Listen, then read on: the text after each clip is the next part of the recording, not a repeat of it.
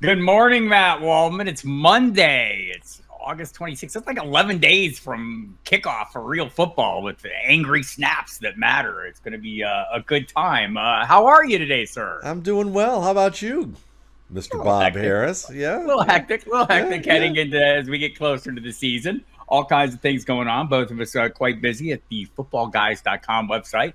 Also, Matt doing his usual things. You should follow him on the X Machine at Matt Waldman and also at the mattwaldman.com. Or at Check Football out Diehard at football. X. I'm there as well. And you can find links to all my stuff, my daily update podcast, 10 minutes of chitter chatter about fantasy related things, some of which you're going to hear right now because I have some thoughts on some players and I want to hear yours, sir. Okay. Well, So it seems like, like fantasy managers would be super excited to see Justin Fields play quarterback for the Pittsburgh Steelers. Russell Wilson seems like he's the logical or at least the favorite to earn, and they're going to announce the starter, or Mike Tomlin will later this week.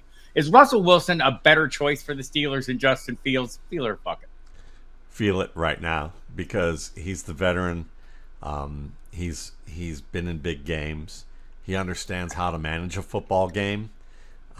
He's also someone that meshes well in a play-action offense as a vertical thrower. I think he reads a field much better than Justin Fields does at this stage. Fields may have more upside long term, but their plan originally was get Wilson in there, let him lead, let him start, and then give Fields a chance to kind of reset. And I think that people get excited about the preseason, and they start to see moments one way or the other. And the preseason, we're going to talk about this a lot in the next half hour to 45 minutes. The preseason is a great time for false positives and false negatives. It's basically false reaction time. Yes.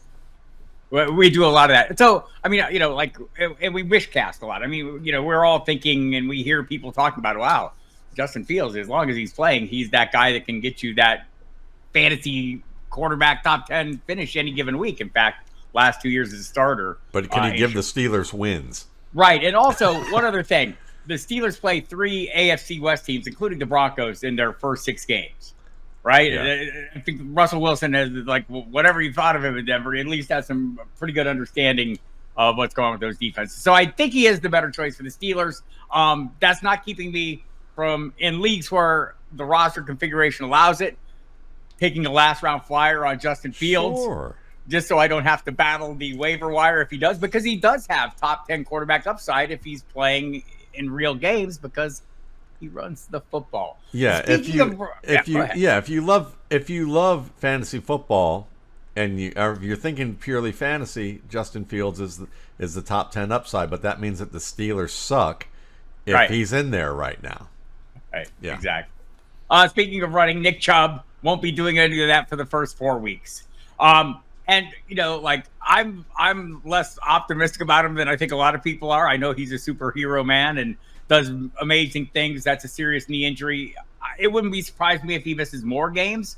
The way his contract's set up, though, if he's active for 12 games, he gets a roster bonus for next year. They redid his contract. To you, is he, as you sort through all the tea leaves, is he worth that 10th round investment? And there's a lot of tea leaves, and that's why I threw out the context of the new contract and what he gets for a roster bonus. I mean, they're leaving some breadcrumbs out there for us. 10th round? No, he's not. Okay. And I mean, listen, and I'm even wearing the shirt to honor, how much I feel about Nick Chubb. But let's just look at it this way. If you're in a dynasty league, you've got him, you held on to him, you're not parting with him because maybe there's a chance. But let's just remember something. I mean, Gene Bramwell talked with me at the Senior Bowl years ago, pre-draft, and when I told him that I had him ranked above Saquon Barkley and how good he was, but I watched so many games of him because of the injury, and I described the injury, and Gene was like, you understand that having to sew 3 different ligaments up and get them perfectly with the right tightness, looseness, the right kind of job on one knee, he said, is very difficult. And now do it again. Now do it again. Because most athletes, it's either too loose or too tight, and they never can fully trust the knee when they have to perform at such a high athletic level. And so it's great that Chubb can lift, but we're not talking about dynamic movement. We're talking about strength, which is, that's fine. That's a great sign that he's on the mend, but we're still going to have to see whether or not they can do that again. Now, people are like, well, if there's anybody that can do it, it's not a straightforward. Yeah, right. But it's not a straightforward Adrian Peterson. Right. We open up the knee and it looks like the ligaments of an infant, right? Because that's what the doctor said about, and it was a straightforward surgery. This is more complicated, and it's the second time, right? So I'm not spending any money. I'd rather him prove it and be wrong in this case. I would 100% agree with you. I feel like if somebody beats me in a championship game with Nick Chubb on their roster, I will shake their hand and congratulate them for the fortitude it took to get him on the roster. And I tell them to frame the horseshoe that they pulled out of their ass and make sure they wash it off before they put it up on the wall. Yeah, that too. Yeah. Anthony Richardson had a horrible practice apparently against the Bengals last week. A lot of consternation, a lot of reporting on it. Then he follows that up with an uneven performance against the Bengals. You saw the highs and the lows. Threw a touchdown pass, threw a pick six. But I think for the most part, like from my estimation, he processed well enough. Doesn't seem to get rattled when he does screw up, which is good for me as a fantasy manager. Feel it or fuck it, the overwrought reactions to Anthony Richardson's exhibition efforts in practice play. I'm totally feeling it because I love the fact that I'm going to get him a little bit later, or that I'm just going to, I can reach for him a little bit. Yeah, because listen, one of the things about joint practices is that coaches will talk to each other on the other team and say, hey, listen, can we do a number of third and long scenarios with this player? Can we put the quarterback in these situations? I want to test him. And I want to put him in situations where he's uncomfortable, situations that are not going to normally show up multiple times a game. I want you to try and get in his head. I want you to try, whatever it is, they're going to try and do some of those things. Also, practice is practice. Sometimes they're trying to install, if it's not that, and they're not specifically trying to trip up their player, maybe what they're trying to do is run certain plays where they know they've had a little bit of trouble and make sure that the team, that the unit has gotten everything down and that everybody's communicating on the level that they should communicate. So there's some things like that. When you look at the game, I think Chase Daniel, the former quarterback, was talking about, I think he did a look at the game and just said, listen, if you look at the game and look at how the receivers did, Richardson had a better performance than uneven. And again, it's a false negative, because people are already, they say, oh, well, he's, Geno Stone said he's just throwing the spots, all he does is run. But that's trash talking type of stuff, and teams are going to react to that or beat writers are going to react to that in some cases who aren't familiar with Richardson, because all they've heard in the scouting report is that he's a Tim Tebow, Terrell Pryor-esque, Cordell Stewart type of player who's more athlete than conceptual manager of the game, and that couldn't be further from the truth. Yeah, so I think I'm going to oversimplify this here for you people, because that's what I do. I'm a simple man. Fuck that, but okay, we'll roll with that. All right. 4 games last year, 2 top 5 finishes, 0.45 fantasy points per snap. The next quarterback on that list was Josh Allen, 0.36 points per snap. I don't know if he can duplicate that. Hugo got excited by those numbers I'm reeling out. Yeah. He's trying to call reinforcements to defend Anthony Richardson. I don't know if he could duplicate those numbers, but I'm willing to burn up a draft pick to find out. And here's why. Because the pool of talent available at the position in the double-digit rounds will more than cover my ass if Anthony Richardson is a horrible flop, which I don't think he'll be. I think he'll be everything I hope he is. That's why I'm drafting him with confidence. But if you don't feel super confident, you can take a chance on that high-end upside. I get it. Kyler Murray's available a little later. Jayden Daniels still later. We're going to talk about him. But for me, Richardson is priced right for the $1 million lottery ticket. I'm drafting him like last year was the tip of the iceberg. and hoping for the best, because that's what I do. I'm a simple man, Matt Waldman. Well, Hugo's trying to go out and find somebody to help him tackle Anthony Richardson. I think that's the only guy he can't tackle. I invoke the name of Jayden Daniels. Jayden Daniels is a year one starter in Washington. Feel it or fuck it. Fuck it. Fuck Yeah, it. you Fuck son of it. a bitch. I'm not. Yeah. I mean, listen. I know that everybody's excited about this guy. Yeah, I know. I know. But I look at it this way. Is he going to have some big weeks? Is it going to happen probably earlier than later? Are people going to be coming back in the first month who love, Jayden Daniels and didn't like the fact that people who weren't high on him like myself are going to say, see, and I'm going to say good. Say the same thing about Will Levis. Say the same thing about Marcus Mariota. This is a guy that, Cliff Kingsbury's offense, it's been kind of predictable. There's not a lot of motion. There's not a lot of trickery. It's pretty straightforward. You have a quarterback who's pretty straightforward in terms of how he does things at this stage. He's not a great manipulator at this stage of his game. He's not a great processor at this stage of his game. Could he get there? Yes. Do I think it's going to take longer than this year for it to happen? Yeah, I think that's most likely the case. And when you look at the preseason, I see this over and over again. I mean, we're going to talk about Drake Maye, but people are like, there's a pretty incredible throw. And they show something on Twitter, and I look at it and go, okay, so you're rolling to your left with nobody bearing down on you, and you're able to stop, turn, and throw to a receiver who doesn't have a defender within 15 yards of him as he catches the football. What tells you that that's a great throw outside of a high school game? I mean, that's not anything that says Justin Herbert to me. So when I look at Jayden Daniels and I see similar types of stuff where it's like he's throwing to wide open receivers, he's making a lot of one read plays, and the adjustments he's making aren't against defenses that are as advanced in what he's going to see in a real NFL game.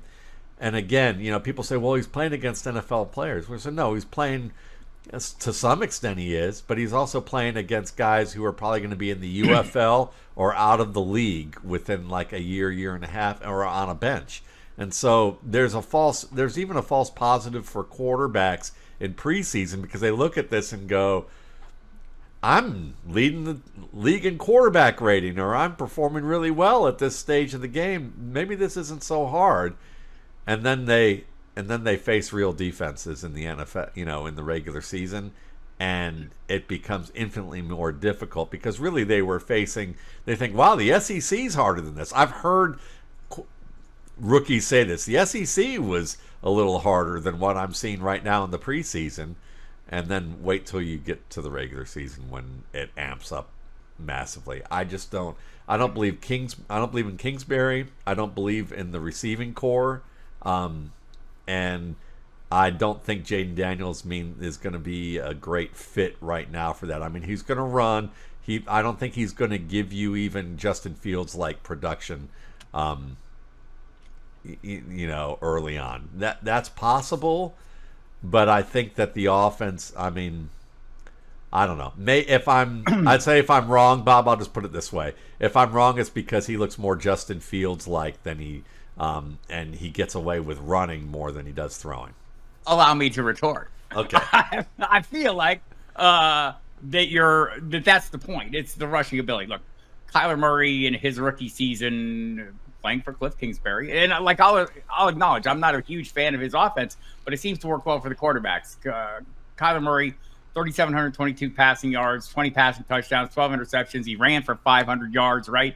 And 4 touchdowns. He was quarterback 9 that year. In his second season under Kingsbury, he was quarterback 2, averaged 24 fantasy points a game. He was ridiculously good, even though I'm not a fan of the offense. Apparently, it works okay for the quarterbacks, mostly because running quarterbacks are going to score points no matter what. It's the Konami code that Rich Rebar talked about for years ago, and it's true. And the only question for me is, can Jayden Daniels learn to avoid contact, or be willing to avoid contact enough not to get killed? He's slender. Those are great arguments for sure. The thing that I would probably just cap it with is this: is that Kyler Murray. The only problem with Kyler Murray is that he doesn't stay in the pocket long enough to buy time to be more efficient with his receivers, and doesn't lead to winning football, but it leads to big plays. He is a very good runner. He has excellent vision and understands how to manipulate defenders and work away from them. Jayden Daniels is not as good, not great in the pocket, not as good of a processor as Murray is, even if I'm never been a huge fan of Murray. And he's also a Robert Griffin, Marcus Mariota straight line runner who doesn't, he's got to be in wide open field to get the most out of what he does. And I think that's the concern. I know. But we've known this for a while. That's why I've invited you on this show. So there we go. Bo Nix is year one starter in Denver. Feel it or fuck it. I'm feeling it from the standpoint of long term. From a fantasy standpoint, fuck it. Like unless you're like at the end of a 2 quarterback, you're taking him as a high upside kind of dart throw. Because this team doesn't have a fantastic wide receiver core. He's going to be dumping the ball down a lot.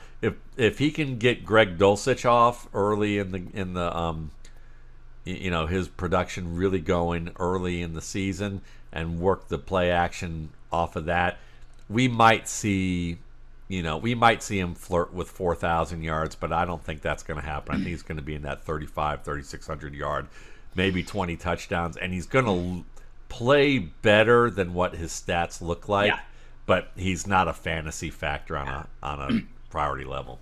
Right. I think there's a reason he's the starting quarterback here, is he fits what Sean Payton wants. Look, we've seen that be super productive for fantasy managers, said Drew Brees, and I don't think we should expect anything like that from Bo Nix, right? But there are things he has tons of experience as a starter. I think that's part of it. So all the things you like to talk about, the processing of information, all those things should be at a little better pace. Although Jayden Daniels played a lot of college games too. I'm just saying. Yeah. Bo throws the ball away. Bo knows how. Right. Bo understands to get out of bounds, and he knows himself well enough to know where he can take chances and where he can't. And he's got the kind of mobility where he's not going to be trying to rack up huge running yards, but he has enough to work right and be serviceable. He's Mitchell Trubisky with maturity. There you go. Yeah. Also, my Jaleel McLaughlin shares are happy to realize he threw like a third of his passes at or behind the line of scrimmage in college. So we'll take a bunch of those if you don't mind. Thank you very much. RPO Bo. The drum beat getting louder in New England. Drake Maye as a year one starter. Seems like it's coming. Is he ready for it? No, but they're going to let him play anyway, and he's going to have ups and downs. There's a lot of talk that he looks a little bit like Justin Herbert. There was a lot of preseason talk from people or pre-draft talk that he looked like Justin Herbert. Maybe he does turn out to be Justin Herbert, but I think, again, looking at this offensive line and what he's about to face with young receivers who may not be on the same page either about what they're reading with the Skies coverages, I would say right now I have it projected that we're going to see Jacoby Brissett for about 8 games. We're going to see Maye for about 9 games. And May's going to have ups and downs. I'll just put it that way. I think he's going to have a high interception count. I think you're going to see a high sack rate. But you're also going to have games with decent rushing yardage and some big plays in between that you might be able to take a flyer on him and hit as a streamer. I think it might be more games though. It seems like the drumbeat is growing, and I was with you. I thought Jacoby Brissett for at least half a season, maybe even more. Yeah. Right. Like if they were having reasonable success. I mean, I don't know what the expectations are in New England. Probably higher than they should be. But now it just seems like the vibe has changed. In the last month, it's changed significantly. So we'll see. How that plays out. He may end up starting the whole season. He could. Right? He could. Right. I just think that my thing is that if you're going to look at what Drake Maye does poorly, and that's that he's up and down in the pocket, he's up and down at reading the field, and his accuracy is up and down. Yeah. When you're inconsistent like that, and now you're facing defenses for real that are like going to be disguising, and you're playing with a bunch of young receivers who may not be on the same page as you, you're going to start. This is the Sam Darnold formula for beginning to see ghosts. And if they may look at this and at some point go, this game has gotten beyond you. You're rushing everything that's going too fast for you.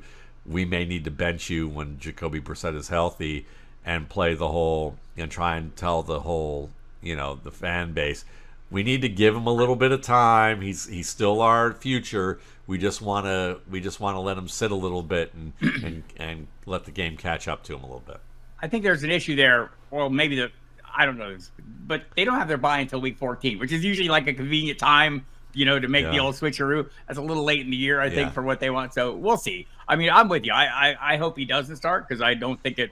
I mean, I think Brissett is serviceable. We saw it before. I've talked about it on this very podcast. His time in Cleveland with Alex Van Pelt, now the coordinator in New England. He was like quarterback 15 over the course of 11 games. I don't think Drake Maye would be quarterback 15 over the course of a season. A convenient, without the bye week, a convenient thing will be is that they'll make more of an injury than what it actually is. So right. Let's do the reverse Belichick, which is not tell anybody about injuries. But I think that's part of it right now. The shoulder injury that and they said they did announce. So in case you missed it, Jacoby Brissett hurt his shoulder, had to leave the game last night early. And they said afterwards that he could have returned. They called him questionable. So it doesn't seem to be hugely serious, but again, if they're looking for an excuse or a reason, that might turn into that. Jahan Dotson, a viable fantasy prospect in Philadelphia. Feeler bucket. With an injury, that's possible. I know that Kellen Moore wants to spread the field around a little bit more, but are you really going to choose Jahan Dotson over Dallas Goedert, especially in a run game where you have you pack the box and you have Saquon Barkley and you can benefit from play action. The tight end becomes much more of a threat. You answered it. So I think that Dotson also, they traded him because it's not like they have big names at wide receiver. So, they have some guys that they thought were a little bit more compelling than what Dotson has shown. So Dotson's biggest issue is catching the football with certain types of routes that would benefit him to be able to catch because of how good he is over the middle in terms of being able to get open and make plays after the catch. But he's not a high-end player at any single thing other than his quickness and being able to break open. But he's not a great contested catch type of option with his lack of size. He's not a real powerful guy. So, it's potential that maybe he can be a hedge for Devonta Smith if they need him, or if Goddard gets hurt and now they need a third receiver because they don't trust Grant Calcaterra to step up to the plate and be that good. And waiver wire watch list guy, right? Because at best, fifth man in the pecking order if you're going to throw Saquon Barkley in there until further notice, as you said. So keep an eye on him. Maybe if you're like the problem, even like in Dynasty, is they just got Brown and Smith long-term deals. So I don't know if there's ever going to be kind of the kind of bandwidth there that it's going to take. I think our buddy Jason Wood had the numbers from Kellen Moore's last few years as coordinator. His third wide receiver got a 13% target share. That's not enough to sustain fantasy success, people. He's he's kind of like the recycling bin in your house, where it sounds great, but do they actually kind of a shiny object, or do right? they just or do they actually just throw it all in the in the dump anyway because you actually accidentally put one thing in the bag that didn't belong? It's funny because I talked to Dave Spadaro from the team's website, and we were talking about Dallas Goedert. He thinks this is going to be a Goddard heavier year, and you can go back to, if we're going to draw straight lines to what Kellen Moore does now to what he did in the past, well, we saw Dalton Schultz tight end 3 and tight end 10 seasons in Dallas. So you would think that a little more usage for Goddard is coming. And apparently, from what I've heard, practices suggest that is coming. So feel a little better about my later round picks for Goddard, who's kind of slipped down into the tight end 10 realm of things. On the other side of that coin, Olamide Zaccheaus, De'Ami Brown, Luke McCaffrey. Who are we feeling here? Right away, Olamide Zaccheaus, mainly because he's a good vertical player who gets open in that range of the field. He's one of those guys that he ends up on the team when the team expected him to be fodder because of his low draft capital. but because there's other players usually in the mix that they spent more money on, they're reticent to like hand him a bigger responsibility. I'm talking to you, Atlanta, you know, on how that worked out. So I think that Zacchaeus is someone that is going to get the initial opportunity. They're going to hope Luke McCaffrey can grow into the role. Diami Brown certainly gives you that vertical element, but not much else. Right. You know, and we've seen it. Yeah, Zacchaeus is probably the most versatile, and I would not be surprised. I mean, I would not be surprised if he ends up starting the whole season and has a career year and grows into it and they go, we found something here. They felt good enough about him and probably McCaffrey combined that they felt like that they could get rid of Dotson at that point. Yeah, do we feel like McCaffrey's like a pretty solid dynasty prospect, maybe a year or two away from being a productive player? Without a doubt, I think he can be a wide receiver too in this league with his ability to run route, eventually to become a good route runner, good, some good athletic ability, smart player who understands how to read coverages at a little bit more of an advanced level as being a former quarterback at Nebraska. He was starting quarterback in Nebraska before he moved on to Rice and eventually switched to receiver. And he can run. He's got some good skills with that. And he's got a Pops who slowly worked his way up, Olamide Zacchaeus style, or maybe Luke McCaffrey style, into becoming a good NFL starter. Yeah, not everyone can be a Christian McCaffrey. Sometimes you're an Ed or a Luke, right? That's right. So there you have it. So, like a lot of consternation, I've seen in drafts, the uncertainty of players either holding out or holding in. In this case, the three that are come right to mind are big name players. CeeDee Lamb holding out at the top of the list of wide receivers, certainly having everyone's top 4 or 5. Same with Jamar Chase. Brandon Ayuk was kind of a tail end, early wide receiver 2 prospect. How do you feel about drafting those players without resolution? I'm better with holding in players than I am with holding out players. So Jamar Chase is a holding in player, right? I'm pretty sure he was holding in. Yeah, that means he returned to practice yesterday. Yeah. It's kind of why this came up, and it seems like he's good to go. Yeah, that means he's been working out. He works out pretty hard. He's also a player that we've seen has had shitty preseasons that people have gone off and lost their minds about and turned out to be pretty darn good. He can catch. He can run routes. He's powerful. He's quick. He's everything. He's honestly, I think he's the best wide receiver in the league. But and he's been that way maybe since year 2. But he's I'm not worried about him. CeeDee Lamb I'm a little bit more worried about, as much as he's a great talent and a good all-around player, only because when guys hold out, he was holding out, correct? So he is. Yes. It still is. He still is. You just wonder what quality of training he's doing. You wonder how much of a distraction this is. And because it's about he's used in such a versatile way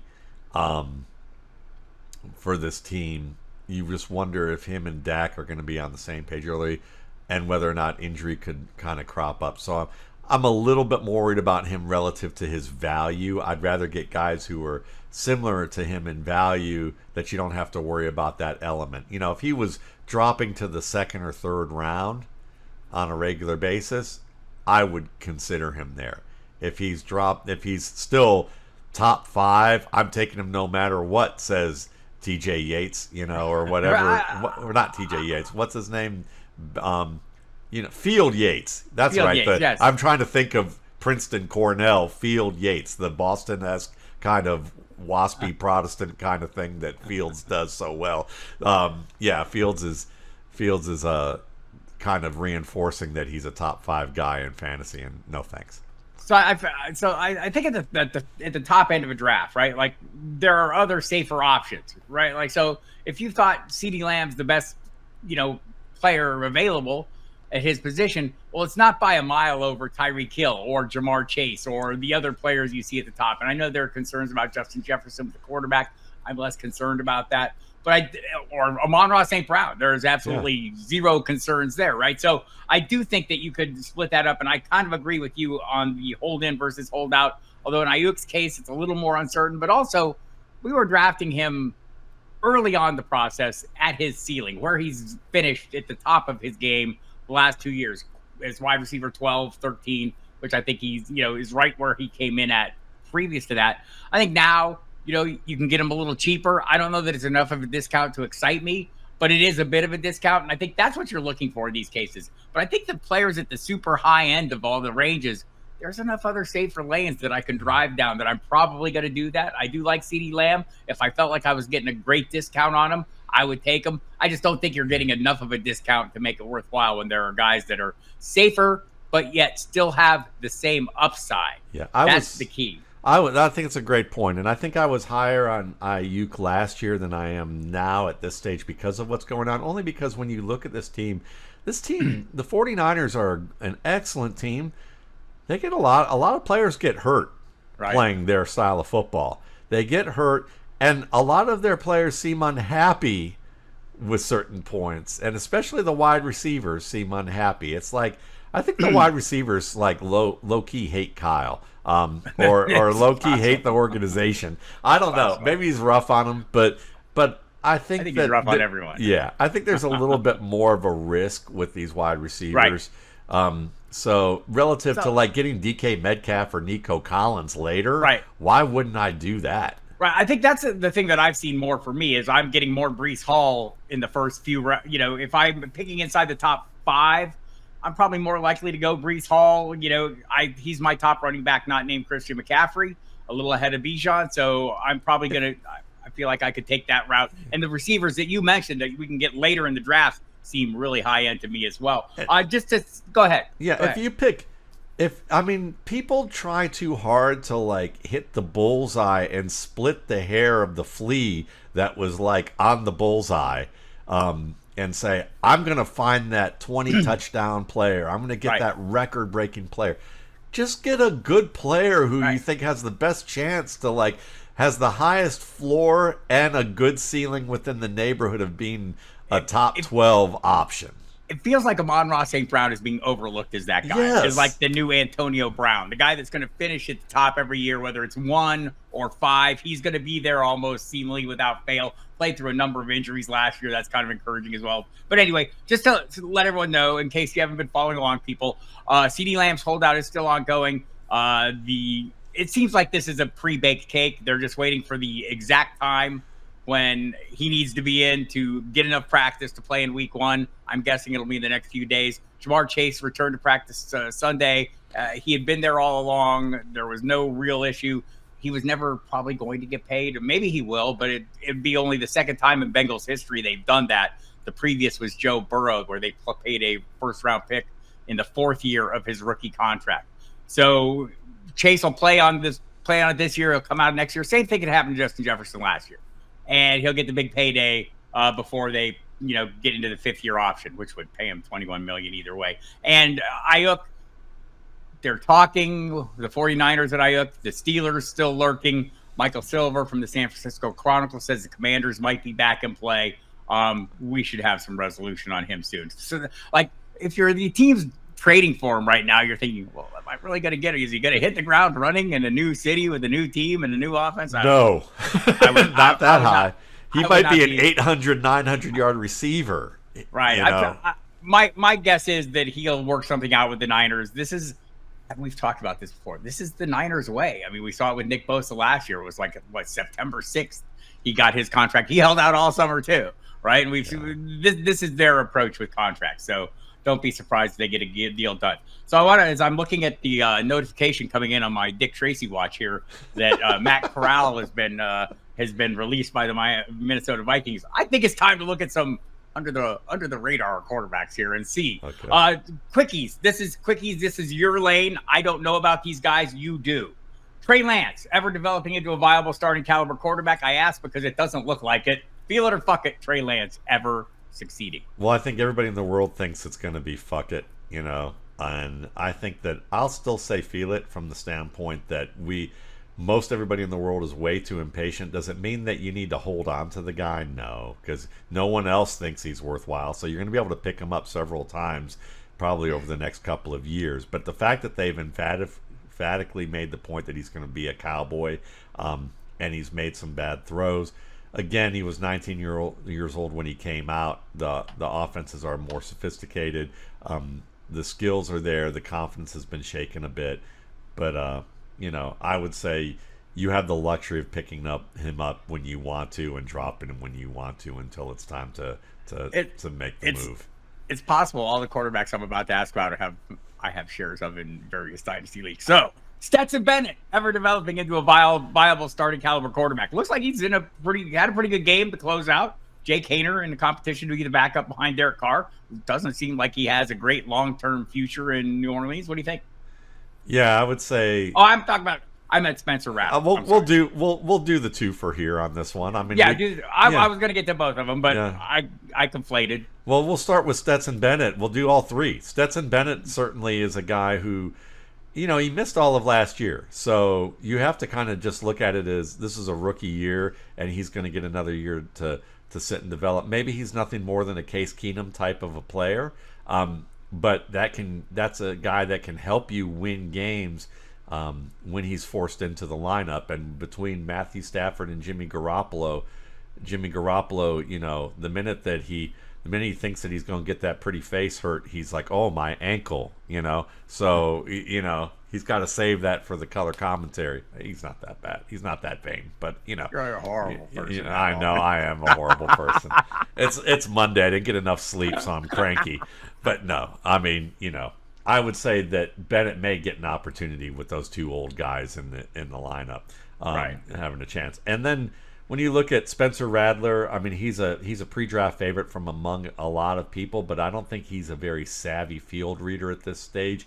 He's very good in one aspect of coverage, but not really another. So he's better against certain zones than he is man-to-man, and that's kind of that's kind of backwards from what you normally see in the NFL, entering the NFL.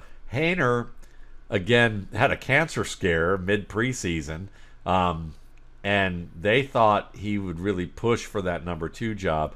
I think they're going to keep all 3 quarterbacks because it was close enough, and I know that you're going to get the Mike Taniers of the world for a good joke saying, this is probably the most boring, dull quarterback competition ever, yuck, yuck, yuck, yuck, yuck, but Mike's good for yuck. So, when we're going to talk about actually keeping an eye out for players, ignore the yuck yucks and actually consider the fact that maybe he could still grow. So again, you don't need him, either of those guys at this time. Well, I'd say all the guys we've discussed, I mean, the long-term futures of the quarterbacks ahead of him, I think Dak Prescott has a great future. I don't know for sure it's in Dallas. They're going to owe him a lot of money at some point here, or have to come up with a new deal. Rattler, we mentioned Derek Carr. I don't know how long he is, and Matthew Stafford also getting a bit older. So interesting. Also, there's another young quarterback that I'd like to bring up that I might have a dynasty share of. Skylar Thompson, a viable fantasy option if Tua goes down. I still believe that he can be, yes. I mean, I thought he was the best quarterback in that draft class. And who was in that draft class? Kenny Pickett? Yeah, I don't think anybody believes in him anymore. Nope. Who was that? Malik Willis? He was my 9th rated quarterback, and nobody believed in him anymore. Desmond Ridder? Nope, not at all. So maybe it's not so crazy after all that Skylar Thompson just beat out Mike White for the number 2 role, and they kept him as the 3rd quarterback last year because they saw that maybe his production wasn't as bad as it looked when he was on the field as a rookie. That his team let him down a little bit more often than you would have expected. So no, I still think I still have him in a league where it's unusual rules where it makes sense to have a quarterback like him. So I'm kind of hanging on to him or keeping an eye on him in those formats. I think of the quarterbacks we mentioned, Trey Lance is the most talented. And imagine if Aaron Rodgers were 6 years younger and Jordan Love year 2, year 3, got a couple starts, didn't look good, looked bad in the preseason, and then they traded him to another team or let him go to another team, and he's sitting behind somebody else learning a new system and hasn't really played more than 2 or 3 years. Would they say he's the greatest bust of all time? They probably would have, based on what little they've seen. I mean, they're the same people who said that who was Deshaun Kaiser was going to be the next great quarterback in Cleveland. So, and look, I fell for that early on myself, that I thought things were really positive with him. So I've learned. I hope everybody else does too. As I mentioned, I have the dynasty shares of all those guys. I don't know if that says more about your teams, dynasty skills and teams, or how I'd say for you how big your roster is. Let's be real. Mostly that, and how much I pay attention to downstream on the rookie scouting portfolio. That'd be it. Yeah. Deshaun Watson in Cleveland couldn't play in the final preseason game. We haven't seen him since he had the shoulder surgery last year. Feel it or fuck it. Will he ever emerge as a frontline caliber fantasy quarterback? And remember, he was a top 5 quarterback in 3 or 4 seasons in Houston. I mean, like elite, super elite. Can he ever regain that, or is he now the Josh Gordon of quarterbacks? We're going to be chasing those big numbers until he finally goes away without ever getting any gain from it. I think public sentiment wants him to go away right now, and I think that you're right about the Josh Gordon. I think he wants to go away too. I think somebody mentioned this either in our staff or somewhere I saw it. I think it was on our staff. It was Jeff Bell. Jeff Bell said, when he was in Texas, he had a house in a very crowded, swanky kind of neighborhood with, a lot of neighbors. In Cleveland, he lives out in the middle of the woods somewhere outside of town that's very private. And I think that I've just updated my projections, and if they're not out yet, but they should be out in the next 2 to 3 days, the August projections for the rookie scouting portfolio, dynasty rankings and projections updated, my second update in August. 2 or 3 days should be available, maybe earlier. Right now, I've updated Deshaun Watson from 14 games to 9 games, and I have Jameis Winston playing 8, and I wouldn't be shocked at all that if Watson finds a way to get hurt for even longer. And, I say that because I don't think he wants to play football. I think he's stuck with a big contract. I think if he could just disappear and figure out a way to, stay out of the limelight, he would. I think this whole scenario, if I'm going to take it from Deshaun Watson's mind of if you're going to say he's still claiming victimhood out of this, he's probably feeling like this whole thing soured him from playing the game of football and being in the public eye. The other thing is maybe he feels extremely guilty about what's going on if he did do this stuff, and the signs point to that, that there's a strong possibility of that. I think he would like to shrink away and just hide.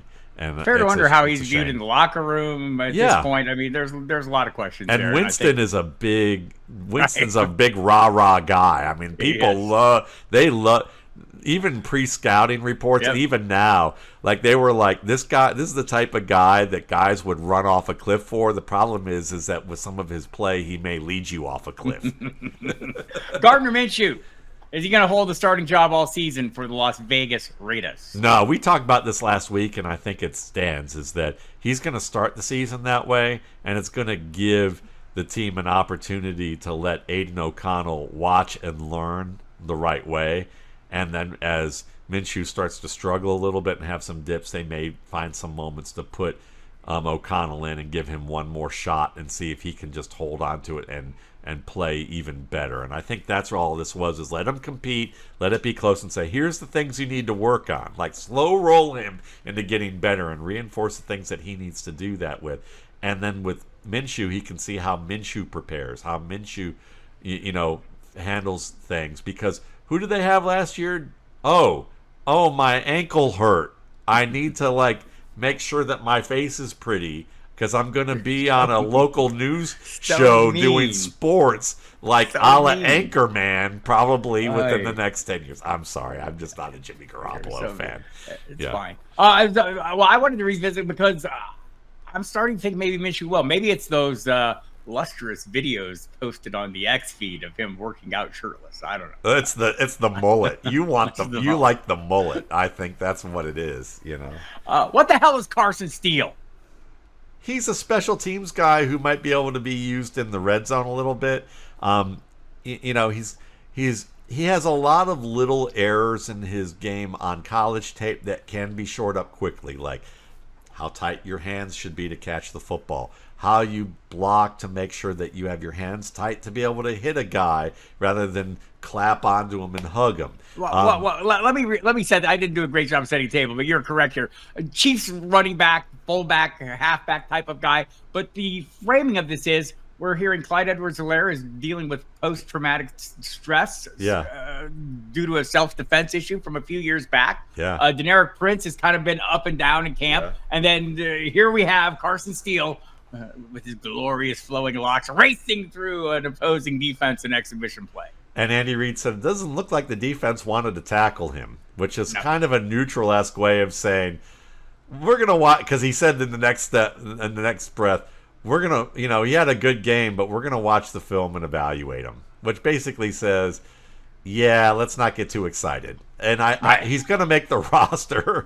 He might even make it over like RSP favorite Keontae Ingram, who we've heard hide nor hair from all year. I don't think Keontae wants to play. I don't think he's really into it. So, which is sad because he's talented. I think Keontae struggled with thinking he should play more than others think he should play. Yeah, he's got that 5-star prospect syndrome. Yeah. It's a good point. So we'll see how that plays out. But as soon as these guys flash in the preseason, people get very excited. Hold your fire, kids. Juju Smith-Schuster returning to Kansas City, by the way, on a pretty shallow receiving core. I'll just go ahead and throw out, fuck that. I think he's washed. But where are you at on him? 20 targets, 12 catches, 143 yards. I just basically replaced. Justin Ross has had a good end of the preseason after the wide receiver coaches have said, look, you need to be a contested catch marvel, and you need to show up and be that out-body people, and he's done that.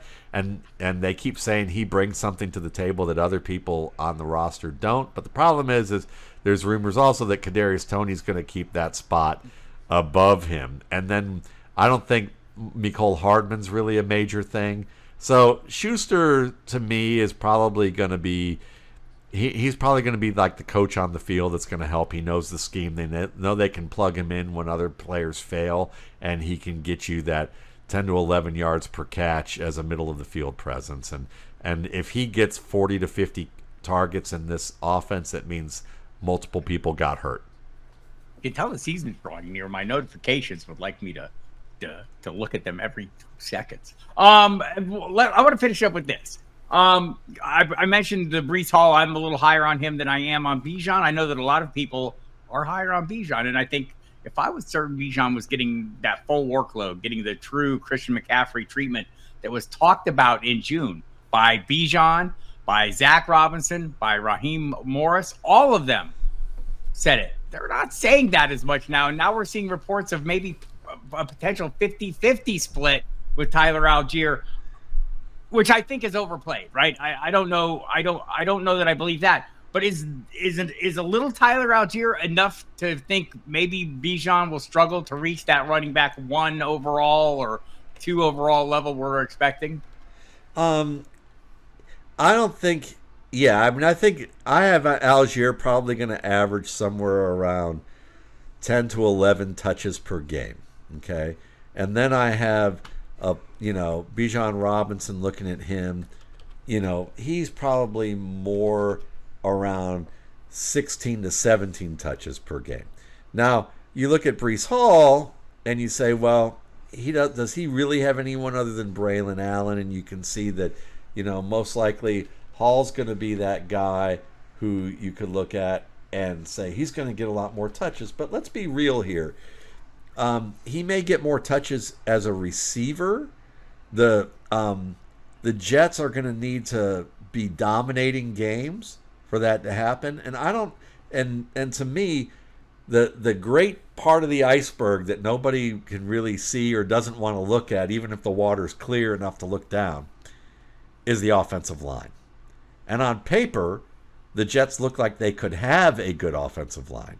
In reality, Atlanta has a much better offensive line. It's younger. It's played well together. It was the strength of their team for the past 3 years. And what that means is it evens out the playing field for me because also the Jets have one quarterback that we know of who is good, who's not quite healthy yet, fully. The Falcons have 2 quarterbacks who are probably pretty good. One of them's not quite healthy yet. To me, this comes down to, are you shooting too high for the upside, or should maybe we go for the fact that if you can get Breece Hall, that's fine. You know, I'm not going to tell you Breece Hall definitively over Bijan Robinson, but I'm not going to tell you that. I just look at it as they're even. They're close to even, and it just depends what flavor you're looking for. For me, the safer player is Robinson because of the offensive line, and I think the defense has gotten better, and this team is playing in a weaker division, and that means that you're probably seeing enough opportunities to keep it stable, where with Hall there's a little bit more upside downside. If you're going for the straight upside, Hall's got the edge, but I think it's kind of a false narrative. Yeah, I felt like I wondered if he would get the same. Like he led the NFL running backs, all running backs in targets last year, like 90 targets. I wonder with Aaron Rodgers, quarterback, does he get as many dump offs or whatever? And then I hear Aaron Rodgers saying, "This guy's my primary read in the red zone. He's fantastic." Yeah. So I'm still leaning Breece Hall. I'm looking for reasons to lean further into Breece Hall. You did not give me any reason to lean further into it, and I appreciate that. Yeah, because I have Hall at 78 targets, 59 catches, but the reason that he may have more red zone targets, but are you going to tell me that Garrett Wilson and a reasonably healthy Mike Wilson and even a geriatric Mike Williams, or a halfway geriatric looking Alan Lazard is not going to get targets, or Tyler Conklin's not going to get targets from Aaron? I was going to say, I'm not here for your Tyler Conklin slander, sir. I love Tyler Conklin. Love Tyler Conklin. Yeah, me too. He's a great pick.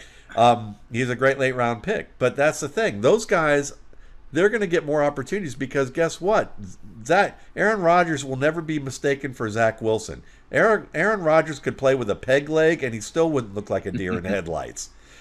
So he'd at least have maybe 2 or 3 percentage points higher than Zach Wilson in this offense before. Now Wilson looked pretty good in the preseason at the end of the preseason, but he's going to be a preseason wonder for the next 5 years.